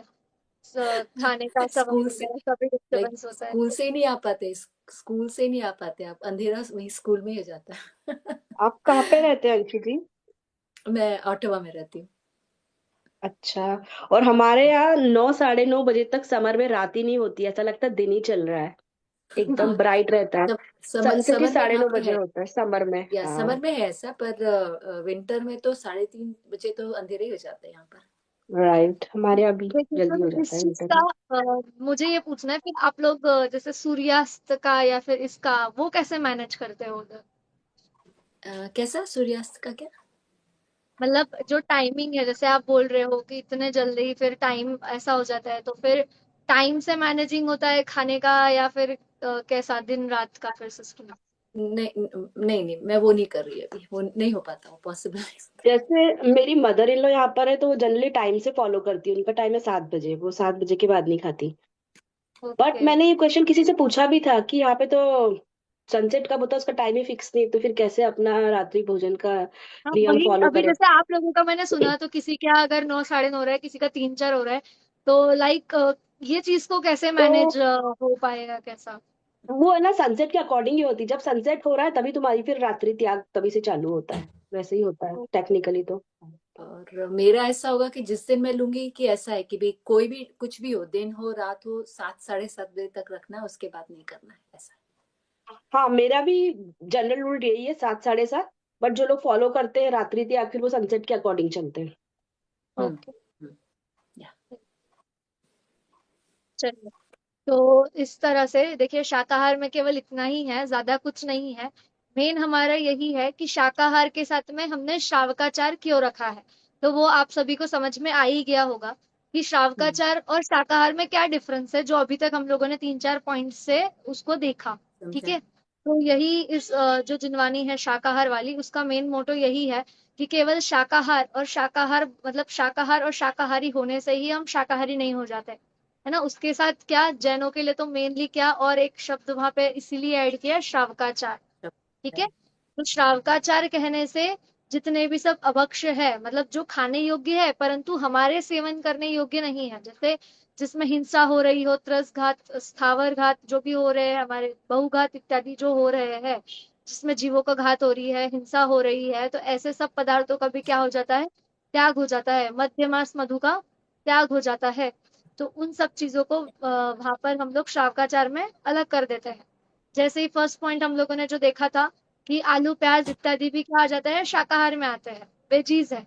पर शाकाचार कहने से वो सब भी क्या हो जाएंगे, अलग हो जाएंगे। ठीक है। तो इस तरह से आज हमारा ये शाकाहार वाला भी पार्ट यहाँ पर पूर्ण हुआ। और इसके बाद भी आप सभी को वो जो पेज है 28 से 30 पन्ने हैं, वो आप सभी को पढ़ना है ताकि आप लोगों को असाइनमेंट में भी हेल्प हो। ठीक है। और थर्ड असाइनमेंट आज आपको यहाँ से दिया जा रहा है कि वितरक विज्ञान भाग 3 और शाकाहार। ठीक है। शाकाहार वाली बुक में आपको बस पॉइंट वाइज ही लिखना है कि शाकाहार से शावकाचार को क्या समझ में आया। ठीक है। मतलब जितना आपको समझ में आया, एक पैरा या जितना भी हो आप उस हिसाब से लिख सकते हैं, पॉइंट्स बनाकर लिख दीजिए या जैसा भी आपको लगे आप लोग देख सकते हैं। और वितराग विज्ञान भाग 3 में भी आप लोग पॉइंट वाइज लिख सकते हैं, या फिर आप लोगों ने जैसा अभी तक फर्स्ट या सेकंड किया, आप लोग जैसा कर रहे हैं आप वैसा कर सकते हैं। इतना रखिए डेट पहले सेशन हो ताकि के जो मार्क्स है आपको पूरे मिले, वरना फिर वहां पर मार्क्स कट होता है इस कारण से। और बेसिकली आज हमारी लास्ट क्लास है, पर मैं चाह रही हूँ कि अभी तक हमारे क्लास में जो नहीं आए हैं, मतलब जो क्लास में है पर हमारे साथ जूम पर नहीं जुड़े हैं अभी तक, तो नेक्स्ट क्लास हम लोग उनके साथ रखे एक, तो हम लोग कांटेक्ट करने की कोशिश करेंगे। और आप लोगों को जो गणधर और वाइवा कहा गया है, हर सेमेस्टर में एक बार, जैसे अभी तक आप लोग असाइनमेंट्स कर चुके हैं तो आपको आइडिया आ चुका है असाइनमेंट्स कैसे होते हैं। अभी आप लोगों को एक एलसीपी आया है जिसमें आपको हर एक पेपर से, मतलब भाग 1 भाग 2 भाग 3 में से एक एक क्वेश्चन दिए गए हैं, जिसके आंसर आपको प्रैक्टिकल बेस पे लिखकर मॉड्यूल पे अपलोड करना है। तो ऐसे ही अभी आगे जुलाई में आपके 3 पेपर होंगे, जो ओपन बुक टेस्ट है और जिसमें आपका पैटर्न भी आप लोगों को मैंने भेज दिया है पीडीएफ में, जो choose the correct option, fill-ups और वन वर्ड ऐसे है। और चूज द करेक्ट ऑप्शन का भी पैटर्न मैंने आपको बता दिया कि 2 आंसर भी सही हो सकते हैं तो 2 को टिक करिए और जो रॉन्ग है उनको क्रॉस करिए। ठीक है, उस तरह से आपको करना है। और एक और चीज कि आपकी 2 चीजें और होती है, वाइवा और गणधर। ठीक है, तो गणधर जो कक्षा में आते हैं उनका तो हम लोग मार्किंग कर चुके हैं, पर जो नहीं आते हैं उनके लिए बेसिकली नेक्स्ट क्लास रखी हुई है। और आप लोगों में से भी किसी मतलब आप लोग भी ज्वाइन कीजिए ताकि आप लोग भी उस चीज को देख सके और आप लोगों से भी पूछा जाएगा। तो मोस्टली वितराग विज्ञान भाग 1 सभी को पढ़कर आना है। ठीक है, बेस वितराग विज्ञान भाग 1 का हम लेंगे क्योंकि बालबोध हमारा एस बेसिक था, वितराग विज्ञान से हमारा सिलेबस शुरू हुआ है। तो वितराग विज्ञान भाग 1 के जो सारे पार्ट है आप लोग असाइनमेंट भी कर चुके हैं, तो आप लोग उसी को तैयार कीजिए। उसी में से आप यदि चाहे या फिर वितराग विज्ञान भाग 1, 2, 3 जो कक्षा में डेली बेस पे जुड़ते हैं, तीनों भागों में से आपको जो टॉपिक आपका मन पसंद लग रहा हो कि मैं इस पर 2 मिनट बोल सकता हूँ कि इस पार्ट से मुझे ये समझा। यहाँ तक कि जैसे अभी हमने अभक्षों का पार्ट देखा सदाचार वाला कि 5 अभक्ष के भेद होते हैं कौन कौन से और उसका क्या मीनिंग होता है, केवल इतना भी बता दिया तो ये चीज होगा कि आपका वो कंसेप्ट क्लियर है। ठीक है, तो इस तरह से तीनों बुक में से कोई भी एक टॉपिक आपको रेडी करके नेक्स्ट क्लास में आना है। समझ में आ रहा है क्या करना है? कोई भी पार्ट या किसी टॉपिक के ऊपर, पूरा पार्ट नहीं लिया तो भी चलेगा, कोई एक टॉपिक भी लिया तो भी चलेगा कि आप किसी एक टॉपिक को ही एक्सप्लेन कर रहे हैं। ठीक है, कि एक लाइन है वो आपको अच्छा लगा या कुछ एक श्लोक है उसको आपको बताना है, तो आपके हिसाब से आप कोई भी एक टॉपिक चूज कर सकते हैं और उसके ऊपर आपको 2 minute max to max 2 minute तो बोलना ही है। ठीक है, तो ये हम नेक्स्ट क्लास में एक सेशन रखेंगे और कोशिश करेंगे कि जो अभी तक हमारे साथ नहीं जुड़े हैं और जो लाइव या बाद में रिकॉर्डिंग सुनते हैं वो लोग भी हमारे साथ जुड़ पाए उस दिन और हम लोग उनको भी देख पाए सुन पाए, यही कोशिश है पूरी। और जो ऑफिशियली देखा जाए तो ये हमारी अंतिम कक्षा है और नेक्स्ट क्लास जो हमारी होगी वो हमारी गणधर और वाइवा इत्यादि की होगी, जो थोड़ा सेमेस्टर बेस हमारा जो चीज है उसके लिए। और अभी किसी को कुछ डाउट असाइनमेंट्स या एग्जाम को लेकर तो आप लोग पूछ सकते हैं। मुझे फिर से पूछना था कि आपने बोला ना कि मॉड्यूल पे 3 क्वेश्चन डाले हैं मॉड्यूल पे, तो मॉड्यूल पे जाके उसको ओपन करना पड़ेगा, उसको कैसे खोलना पड़ेगा? हाँ, उसका जैसे आप असाइनमेंट डालते हैं ना वहां पर हाँ अपना हाँ फाइल अपलोड करते हैं, तो आप अपना आईडी मतलब मॉड्यूल ओपन करेंगे पासवर्ड आईडी डाल के, तो आपको वहां पर एलसीपीए अपलोड किया गया है क्वेश्चन पीडीएफ, तो आप उसको ओपन करके उस फाइल को डाउनलोड कर लीजिए तो आपके पास तीनों क्वेश्चंस आ जाएंगे। और अच्छा फिर उन तीनों क्वेश्चंस को आप लिख कर अपने कॉपी पर लिख कर फोटोज निकाल कर एज अ पीडीएफ वहां पर अपलोड कर दीजिए। ये इसमें मैं ठीक है स्क्रीन शेयर कर रहा हूँ इसमें जी, मूडल देख पे लिया किसी ने एलसीपी, मैसेज किया। ये इसमें पीडीएफ है। हाँ, ये फर्स्ट क्वेश्चन वितराग विज्ञान भाग 1, ये वितराग विज्ञान भाग 2, इधर से वितराग विज्ञान भाग 3, ऐसे 3 क्वेश्चंस आपको दिए हुए हैं। ठीक है, और हर और लैंग्वेज इसकी में दिया गया है, हिंदी इंग्लिश गुजराती, तो जिसको जो सूटेबल हो उसमें आप आंसर भी कर सकते हैं और जिसमें आपको पढ़ने में सुविधा हो उस हिसाब से समझकर आप उस चीज को आंसर कर सकते हैं। ठीक है, आपको और तीनों इसकी ड्यू क्वेश्चंस को डेट आंसर करना है। इसकी ड्यू डेट क्या है इसकी, ये एलसीपीए की? 30 इसकी जून भी ड्यू से। डेट इसकी ड्यू डेट तो ऐसा मतलब हम लोगों ने 30 जून या जुलाई का फर्स्ट वीक रखा है, पर हम्म, हाईएस्ट आपको कम से कम 10 जुलाई के अंदर इसको सबमिट करना है, आपके तीनों असाइनमेंट। ठीक है, और ये एलसीपी है, ये आपका 10 जुलाई के पहले पहले सबमिशन हो जाने चाहिए, सब कुछ असाइनमेंट्स और ये एलसीपी है सब। ठीक है, क्योंकि उसके बाद फिर ऑफिशियली साइट बंद हो जाएगी, मतलब ड्यू डेट लग जाएगा, तो उसके बाद वो लेगा ही नहीं मॉड्यूल। इस कारण से आप लोग 10 जुलाई के पहले पहले इस सेमेस्टर का कर दीजिए जमा। ठीक है, ठीक है और आप लोगों के जुलाई के पेपर्स की डेट शीट भी आ गई है, तो उन डेट्स का भी ध्यान रखिए कि उन डेट्स पे भी मॉड्यूल चेक कीजिए, आप लोगों को वहां पर ही पेपर आएगा और उस पेपर को आपको करके अपलोड करना होगा। ठीक है, तो उस चीज का भी ध्यान रखिए। वो ओपन बुक टेस्ट है, ऐसा नहीं है कि आप मतलब देख कर नहीं कर सकते हो, आप देख कर लिख सकते हो आराम से। पर यही चीज है कि क्वेश्चंस ट्रिकी आएंगे, कि आपको पता होना चाहिए कि ये किस पार्ट का पार्ट है या कहाँ का है, तो आप फटाफट ढूंढ कर उसको लिख पाएंगे। ठीक है। वो टेस्ट और टाइम बेस्ड है क्या? इस चीज का मैं नेक्स्ट क्लास में आपको पक्का बता दूंगी, मतलब क्योंकि मुझे ये बहुत लोगों की क्यूरी आई कि टाइम लिमिट है क्या उसका या कुछ ऐसा करके। अभी तक मुझे यही पता है कि जैसे मतलब एक बार आप साइट ओपन करते हैं तो उसको आप ऐसे टाइम पर खोलिए, मेरा तो यही बोलना है, कि जब आप पूरी तरह से फ्री हो जाए अपने कामों से। ठीक है, मतलब हम बार बार उसको खोल बंद ना करें कि अभी खोल लिया, 5 मिनट किया फिर बंद किया फिर हम खोल ले, तो ऐसा ना करें। आप जब भी पूरे लंबे टाइम के लिए, मतलब 1-2 घंटे के लिए आपके पास में स्पेयर टाइम है, तब आप उस चीज को ओपन कीजिए और फिर फिल करिए। और उसका टाइम लिमिट यदि कुछ होता है तो मैं आपको नेक्स्ट क्लास में या बीच के दिनों में भी मैसेज करके ग्रुप पे बता दूंगी। ठीक है, वो एग्जाम यूजली डेट से 5 पहले आवर्स पहले। रहता है, सफिशिएंट टाइम रहता है, 5 आवर्स रहता है, उसके हाँ पहले ही फाइव जनरली हो ही आवर्स जाता तो हाँ जी, 5 आवर्स तो है, बट ऐसा मुझे ये चीज कंफर्म करनी है कि कंटिन्यूटी में 5 आवर्स है या फिर 5 हम हमारे कौन से भी ले सकते हैं, जैसे 2 घंटा तीन है। नहीं घंटा हम नहीं, बाद में कर ले। कंटिन्यूटी में सेशन ओपन हुआ उसके बाद 5 आवर्स रहते हैं। दो दो ओके, सेशन टाइम चलिए। आउट हो जाएगा ना? हाँ, टाइम आउट हो जाएगा सेशन फिर 5 आवर्स के बाद। अच्छा, नहीं यस। वैसे भी आधा घंटा उसको कुछ नहीं किया तो वैसे भी टाइम आउट हो जाएगा, हाँ राइट? तो हाँ, वो भी कंसिडर होगा क्या उसमें? नहीं नहीं नहीं नहीं। वो वो बोलते हैं 1 सिटिंग पे ही करो, टाइम आउट होने का वेट मत करो, 1 सिटिंग पर ही करो।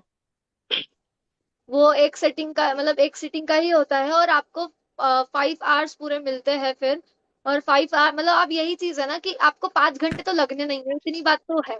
ठीक है, वो हम्म। 1.5 घंटा 2 घंटा आप मान के चलिए, तो उतना टाइम आप जब आपको पता है कि अभी मुझे कोई काम नहीं है, आप रात को 9-10 बजे 11 बजे जब भी फ्री होते हैं आप तब बैठिए, कि अब मुझे कोई काम नहीं है, मैं अब सब काम करके बस सोना है, उसके पहले आप वो कर लीजिए 1-2 घंटा सोने के पहले।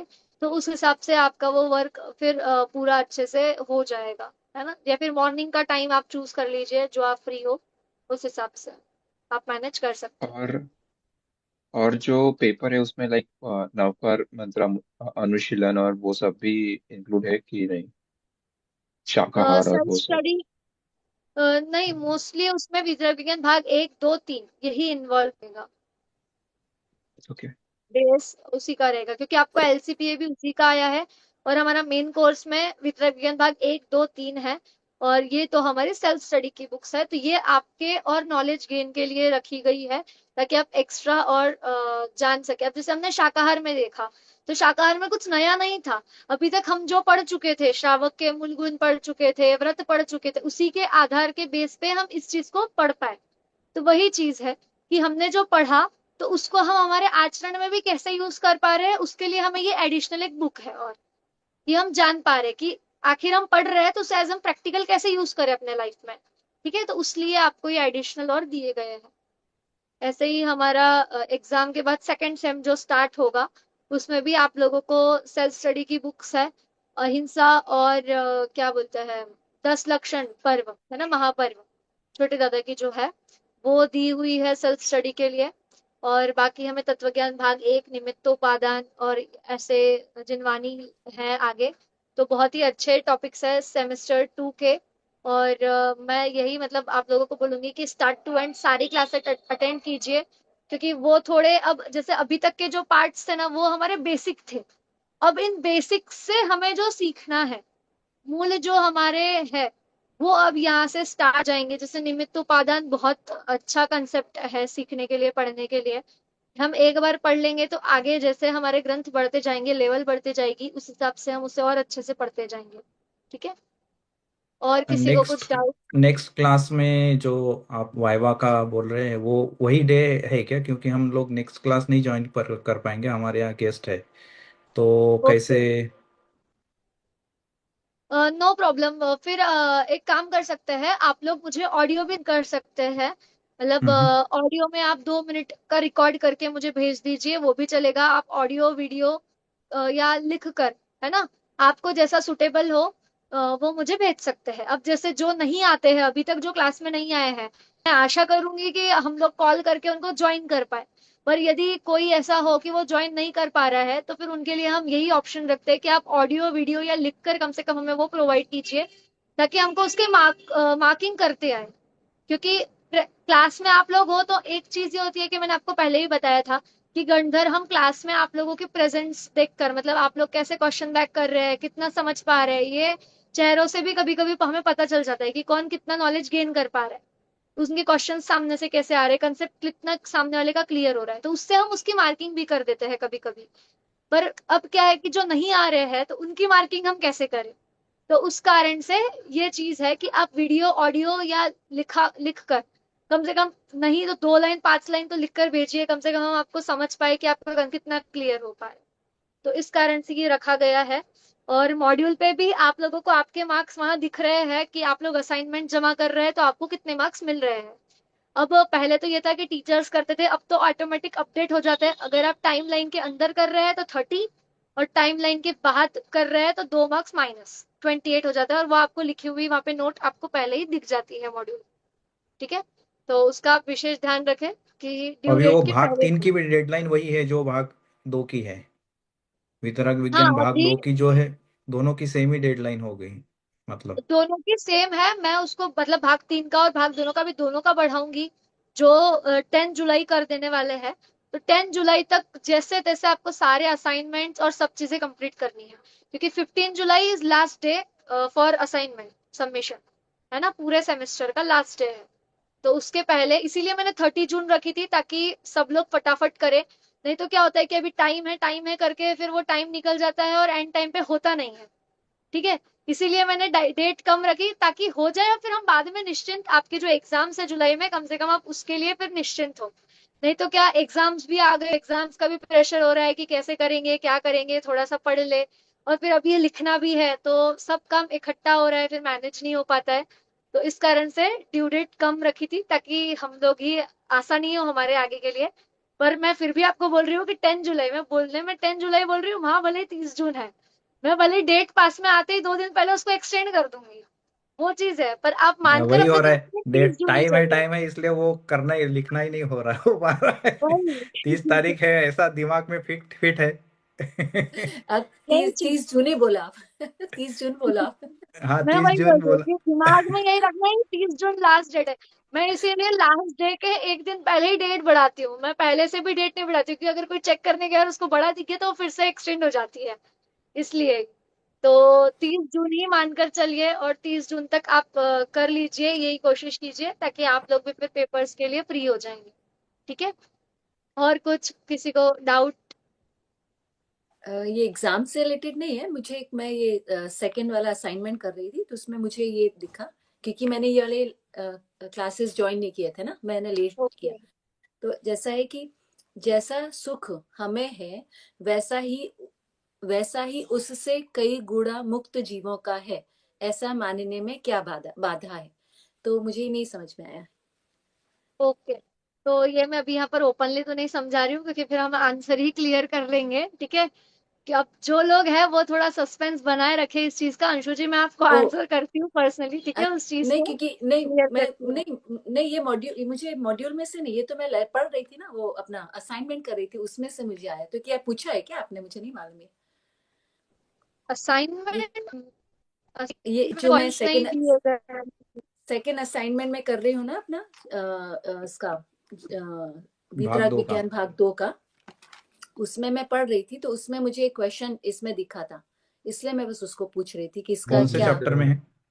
हर ये मेरे चैप्टर ख्याल में जो से वो प्रश्न है, होते ये हैं वाला वो है। जिसमें हाँ, मेरे ख्याल से ये 7 तत्व संबंधी सात फूल है, तत्व से शायद वो है। वो ये ऐसा उससे शायद रिलेटेड है। जैसे हाँ। मोक्ष तत्व है तो मोक्ष होता है तो उसमें सुख किस तरीके का होगा, हम अपना वर्ल्डली जो हमारी चीजें हैं उसी का ही हम इमेजिनेशन करते हैं, पर उसके बियॉन्ड है वो। अच्छा। हाँ बाकी चलिए, हाँ। मतलब सब लोग पढ़ रहे हैं, है ना? हाँ, मतलब हमें मैं देख रही वितरक थी कि मुझे बारह ये वर्ष समझ का में। ध्यान में नहीं हो रहा है, पर वितरक विज्ञान का असाइनमेंट कर रहे हैं, तो वितरक विज्ञान का तो हमें टॉपिक ध्यान में है ना? हाँ हाँ, वही वितरक विज्ञान भाग 2 का मैं कर रही थी, तो मैंने ये पढ़ा नीचे, मैंने कहा नहीं मुझे इसका समझ में नहीं आया, तो मैंने कहा पूछूंगी आप बताएं तो। यही चीज है कि जो जिसको नहीं समझ में आता, इसलिए बार बार बोलती हूँ कि आपको नहीं समझे, जिस दिन आपको नहीं समझा आप ग्रुप में उसी दिन क्वेश्चन डाल दें, है ना। अगर बाई चांस मैं नहीं देख पा रही हूँ तो कोई और भी किसी को समझाओ तो वो भी सॉल्यूशन कर सकता है। तो हमें वहां पर भी बहुत सारे आंसर्स मिल सकते हैं, अलग अलग तरीके से हर कोई सोचता है। और बाकी मैंने ग्रुप में वितराग विज्ञान विवेचिका भाग 1 2 3 तीनों ही भाग उसमें है, वो भी डाली है। तो आप लोग उसका भी हेल्प ले सकते हैं असाइनमेंट के लिए, बहुत अच्छा है वो, कल्पना दीदी द्वारा लिखा हुआ वेचिका है वितराग विज्ञान की, एज अ गाइड है। तो उसमें आपको बहुत से मतलब जो पाठ में नहीं दिया गया है, जैसे डिफरेंस नहीं दिए गए हैं, जैसे हमें पिछले इसमें ज्ञानावरण दर्शन मतलब वो उसमें भी बहुत ये हो रहा था, ज्ञानोपयोग दर्शनोपयोग इनमें डाउट हो रहा था, उनके डिफरेंस में क्वेश्चंस थे। तो आप यदि उससे विवेचिका से पढ़ेंगे तो आपको बहुत ही अच्छे से वो क्लियर होंगे, पॉइंट वाइज वहाँ दिया गया है।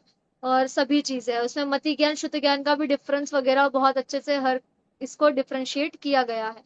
तो उसको भी आप असाइनमेंट के लिए पढ़ सकते हैं, उसमें से भी आप कर सकते हैं, है ना।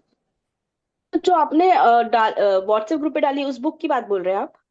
हाँ हाँ हाँ हाँ, ओके। उसको तो जरूर पढ़िए और आपको एग्जाम्स में भी हेल्प होगी और उससे एक्स्ट्रा नॉलेज भी हमें मिलेगा। यदि हम क्लास में भी हो सकता है कि बहुत सारी चीजें बोलने में छूट जाती है, तो उसमें वो सब चीजें भी है जो हम लोगों ने शायद क्लास में नहीं पढ़ पाए हो या ऐसा, तो उसमें आपको एक्स्ट्रा पॉइंट्स भी बहुत सारे मिलेंगे जो आप नोट कीजिए अपने असाइनमेंट में, ताकि आपकी असाइनमेंट्स और स्ट्रांग बने, है ना। क्योंकि ये क्या है, हमारे लिए अपनी खुद की एक डायरी बन रही है, अपनी एक खुद की नोट बन रही है। जैसे आचार्य कुंद कुंद के लिए कहते हैं ना, प्रवचन सार जी जो है वो उनकी पर्सनल डायरी थी, डायरी। उन्होंने अपनी पर्सनल डायरी लिखी हुई थी। तो आप जो ये असाइनमेंट्स कर रहे हैं ये आपकी पर्सनल डायरी बनने जा रही है, कि आपने जो पढ़ा है आप बाद में यदि इसे 10 साल बाद खोलेंगे तो वितराग विज्ञान भाग एक पूरा आपको आपके एक कॉपी में मिलेगा।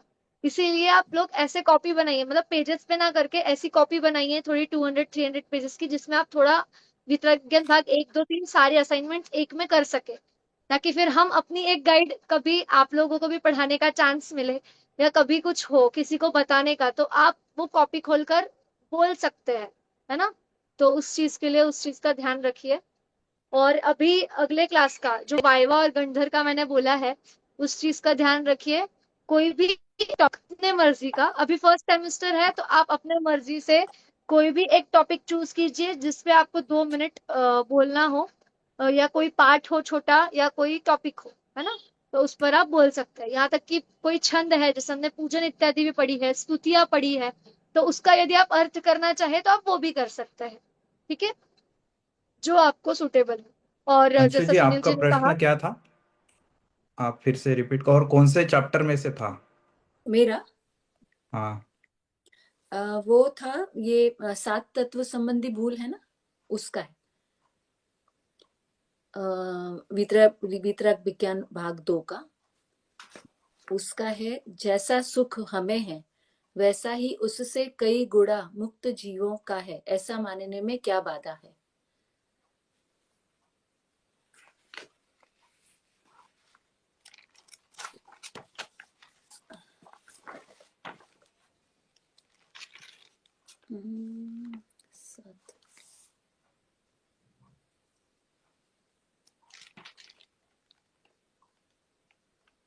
हाँ, 6 डाला की दूसरी ढाल से लिया ना, 7 तत्व संबंधी भूल, हाँ उसका है हाँ। ये। हाँ, उसका है, उसमें प्रश्न क्वेश्चन आंसर होते हैं ना नीचे, उसमें है वो।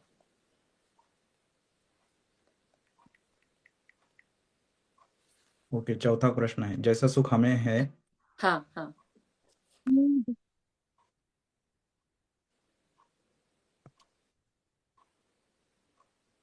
मैं स्क्रीन शेयर, जैसा सुख हमें है। तो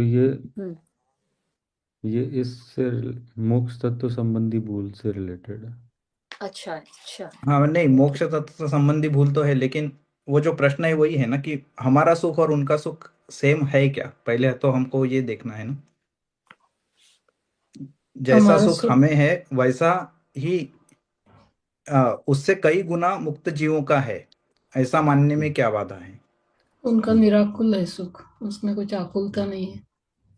हमारे हमारे सुख की सुख। डेफिनेशन जो हम सोचते हैं वो कि नहीं, हाँ बट वो आकुलता तो है ही हमारे सुख में जो हाँ, है। इसके तो लिए तो यही। वो डॉक्टर भारल जी के प्रवचन में भी आता है कि जैसे कुत्ता है उसको खा जाए तो वो खुजली करता है तो उसको अच्छा लगता है, पर वो सही में सुख है क्या?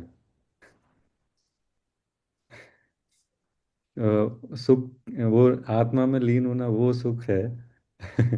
जैसा कि हाँ हर्षल जी बोल रहे हैं निराकुल सुख, तो हम उसके बियॉन्ड इमेजिन नहीं कर पाते। हमें लग रहा है अगर गर्मी है पंखे में बैठे तो हमें सुख लग रहा है, तो वो मोक्ष में वो सुख नहीं है, वो अलग सुख है वो।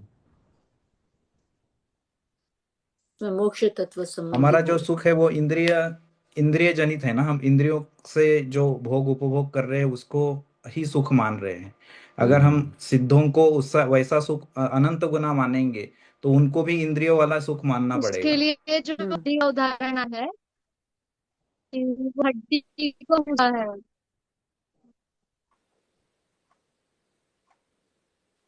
अच्छा। आपकी आवाज कट रही है मैडम,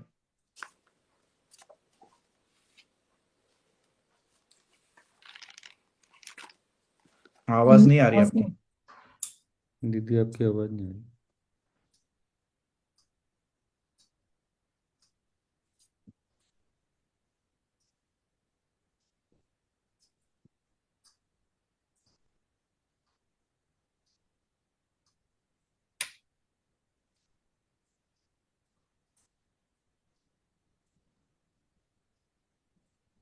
देखिए, जो मेरी आवाज आ रही है?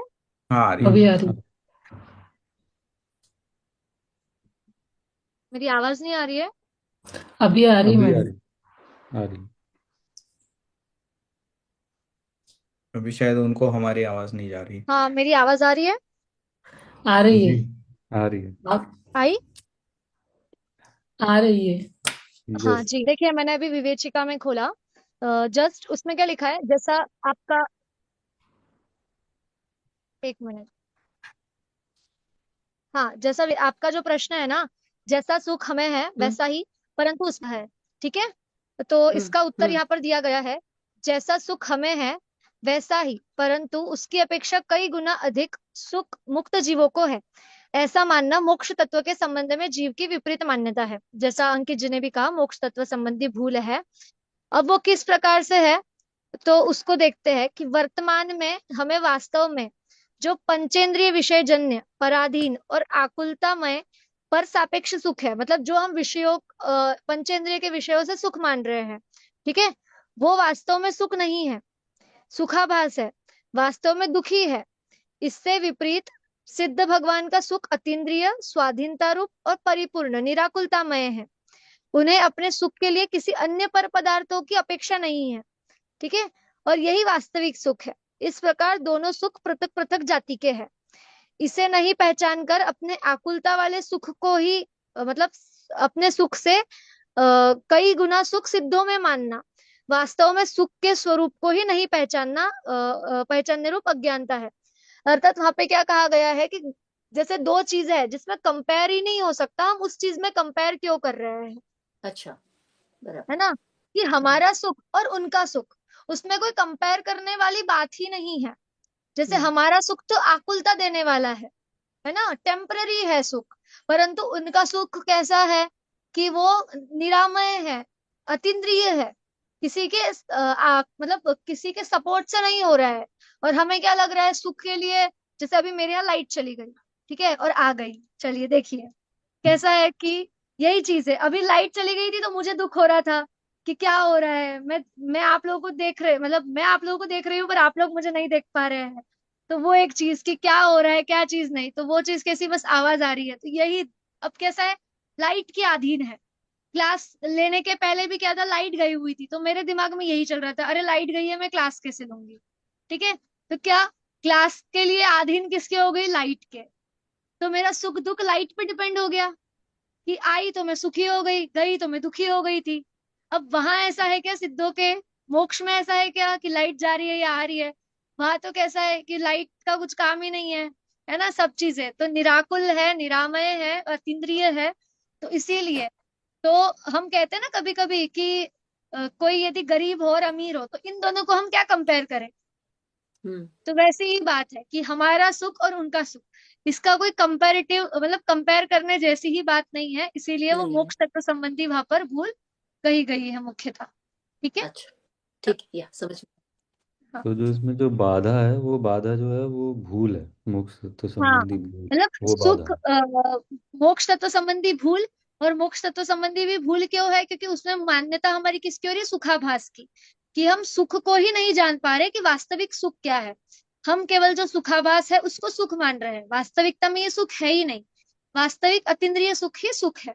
ठीक है, उस तरह मुक्त से। जीवों को भी हमको उनकी भी इंद्रिय मानना पड़ेगा, अगर हम वह इंद्रिय जनित सुख की उनसे हाँ अपेक्षा करते हैं तो। अच्छा बिल्कुल। हाँ, वही। धन्यवाद। चलिए,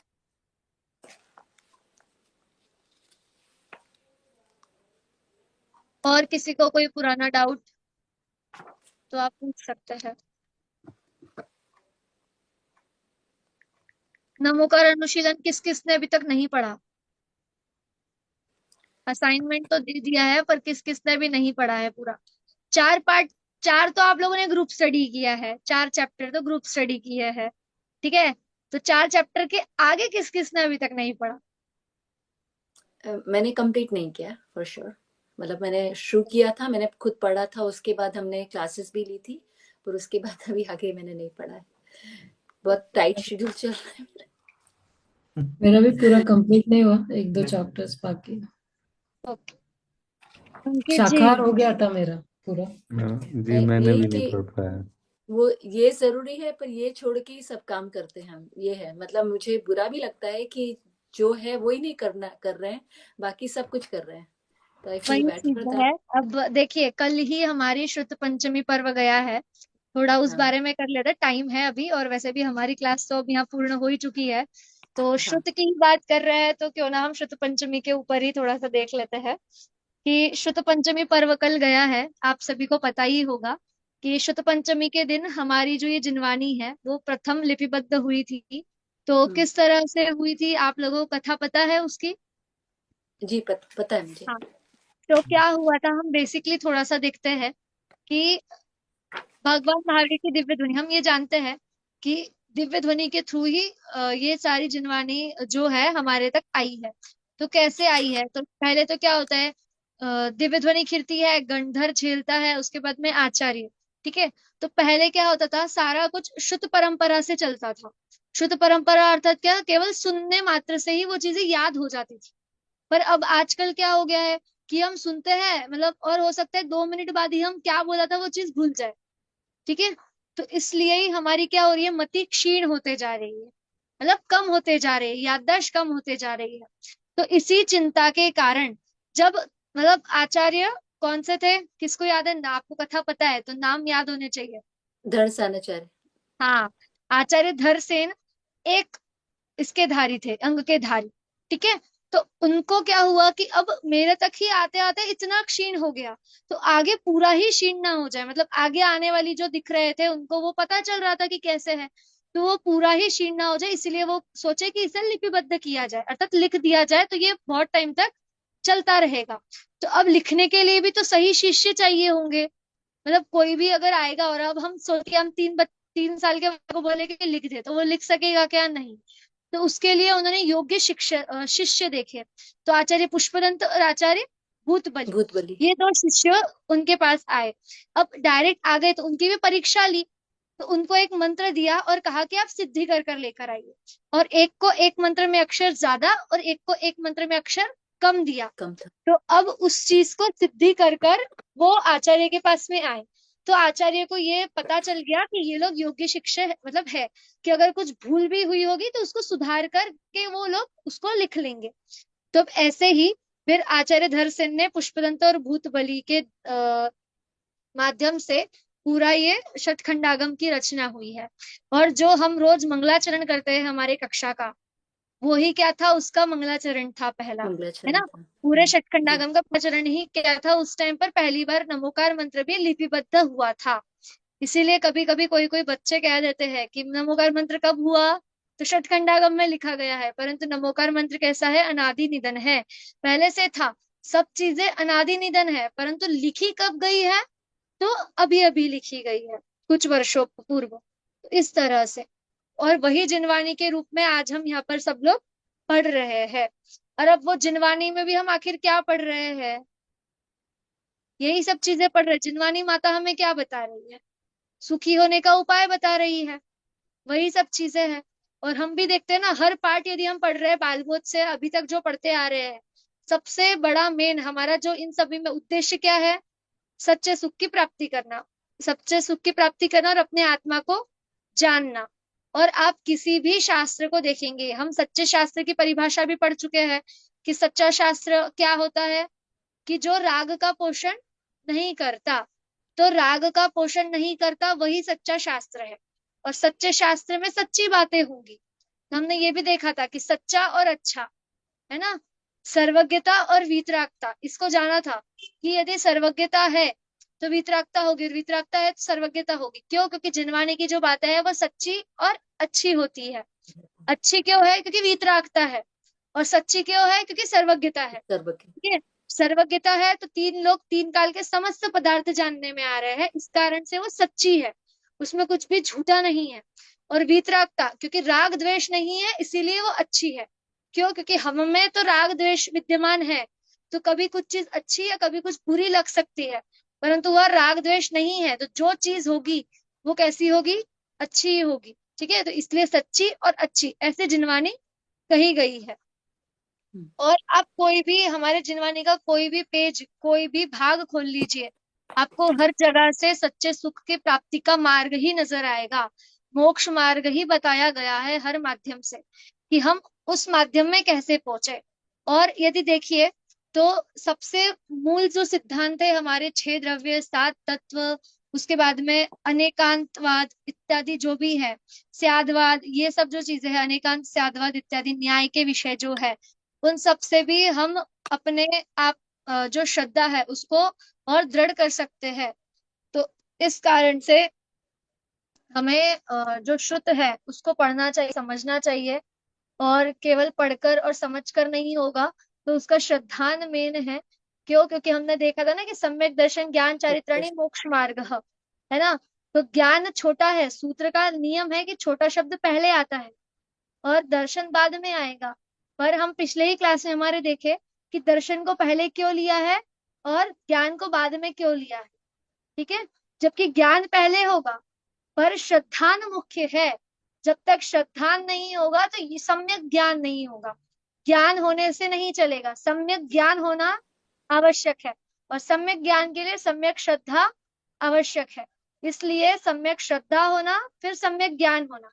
अब आप बताइए, कभी कभी हमें बहुत बार ऐसा होता है, हम देखते हैं कि जिनवानी में पढ़ लिया, सब चीजें हो गई, पर कभी कभी हमें ही शंका होने लग जाती है। होती है नहीं होती है? आप पढ़िए, कुछ चीज पढ़िए, उस पर आपको खुद ही डाउट होने लगेगा। तो ये चीज अपने मन में कभी मत लाइए, कुछ डाउट मत लाइए। क्यों? क्योंकि सर्वज्ञ की वाणी है, जो जैसा है वैसा ही बताया गया है, उसमें कोई ये ऑब्जेक्शन नहीं है। आप उस चीज को और सोचिए और अलग अलग एंगल से देखिए। जैसे हमने देखा ना कि एक बॉल है, वो एक साइड से मैं व्हाइट पेंट कर दूं और एक साइड से ब्लैक, और इधर एक इंसान खड़ा है और इधर एक इंसान खड़ा है, तो इधर वाले को ब्लैक ही दिखेगा और इधर वाले को व्हाइट ही दिखेगा। पर अगर बॉल को टर्न कर देंगे तो उनकी दोनों की कथन क्या हो जाएंगे? चेंज हो जाएंगे, ब्लैक वाला व्हाइट बोलने लगेगा और व्हाइट वाला ब्लैक बोलने लग जाएगा।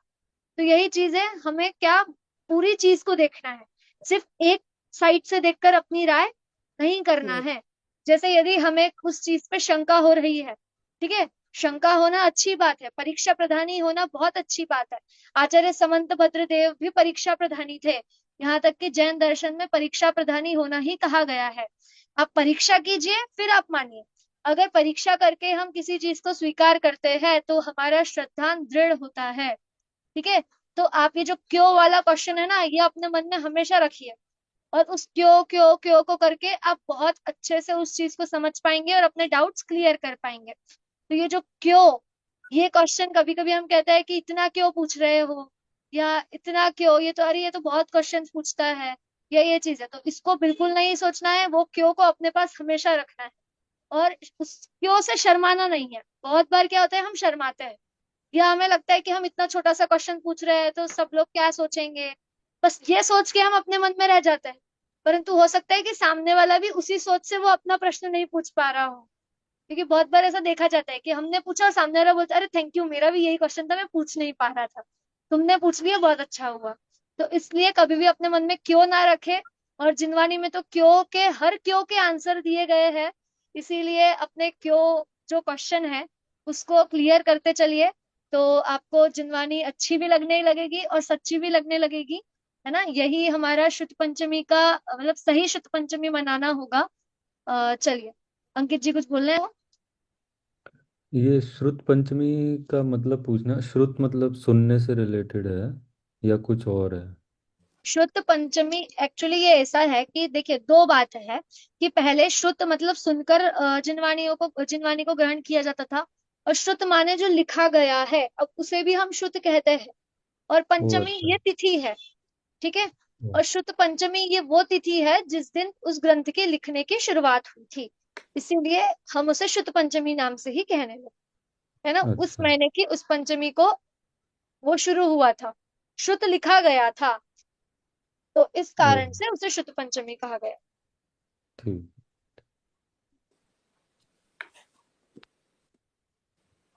समझ में आया सभी को? जी, यही प्रश्न है। ओके, चलिए फिर इसी के साथ हम आज की कक्षा को यहाँ विराम देते हैं। और नेक्स्ट क्लास के लिए आप सभी को ऑल द बेस्ट। आप सभी को एक टॉपिक या जो भी एक पार्ट है वो तैयार करके आना है। और अभी ये बोला गया है तो ऐसा नहीं कि नेक्स्ट क्लास में सब लोग गायब हो जाए, सभी को आना है। तैयार नहीं हुआ हो तो भी आना है, जरूरी नहीं है। जो डेली आते हैं उनको तो बिल्कुल टेंशन लेने वाली बात नहीं है, क्योंकि टेंशन लेने वाली बात तो उनके लिए है जो बेचारे अभी तक सुने नहीं है, जो आए नहीं है। तो आप लोगों को तो टेंशन की बात नहीं है, आप लोग बिल्कुल बिंदास आइए और अपना टॉपिक रेडी करके आइए। और ठीक है, चलिए ऑल द बेस्ट सभी को। और एक साथ जय जिनेन्द्र। जय जय आज की जिनेन्द्र। कक्षा को हम यही विराम देते हैं।